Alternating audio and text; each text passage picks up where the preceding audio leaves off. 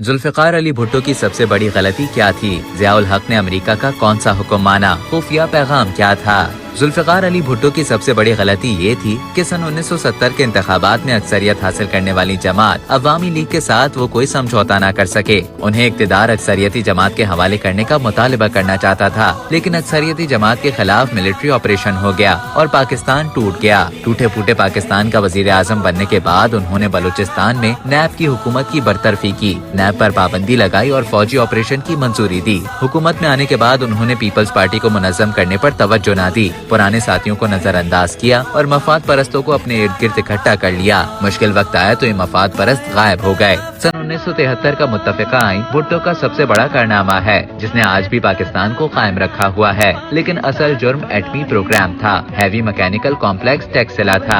ISI के एक अफसर ब्रिगेडियर रिटायर्ड सैयद इरशाद तिरमिजी ने अपनी किताब प्रोफाइल ऑफ इंटेलिजेंस में साफ साफ लिखा है कि उन्होंने खुद वाशिंगटन से पाकिस्तान में अमरीकी सिफारत खाने को भेजा जाने वाला वो खुफिया पैगाम पकड़ा था, जिसमें कहा गया था कि भुट्टो की मौत को यकीनी बनाया जाए। आगे चलकर ब्रिगेडियर तिरमिजी ने दस्तावेजी शहादतों के साथ लिखा है कि भुट्टो का असल जुर्म पाकिस्तान के एटमी प्रोग्राम को आगे बढ़ाना था और इसीलिए जनरल ज़ियाउल हक ने अमेरिका के हुक्म पर सुप्रीम कोर्ट के साथ मिलकर भुट्टो को फांसी के घाट उतार दिया। जुल्फ़िकार अली भुट्टो अगर चाहते तो डील कर सकते थे, रिहाई पा सकते थे, लेकिन उन्होंने बहुत सोच समझकर मौत को गले लगाया। वो जेल में लिखी गई किताब अगर मुझे कत्ल कर दिया गया में लिखते हैं, मैं तारीख के हाथों मरने के बजाय फौज के हाथों मरना पसंद करूंगा। अगर वो डील कर लेते तो फौज के हाथों बच जाते और तारीख के हाथों मर जाते। जुल्फ़िकार अली भुट्टो का एक और कारनामा बेनज़ीर भुट्टो थी। उन्होंने अपनी सियासी विरासत अपनी बेटी के हवाले करके एक ऐसा फैसला किया जो उनकी सियासी बका की जमानत बना। मोहतरमा बेनज़ीर भुट्टो की जुर्रत और बहादुरी ने भी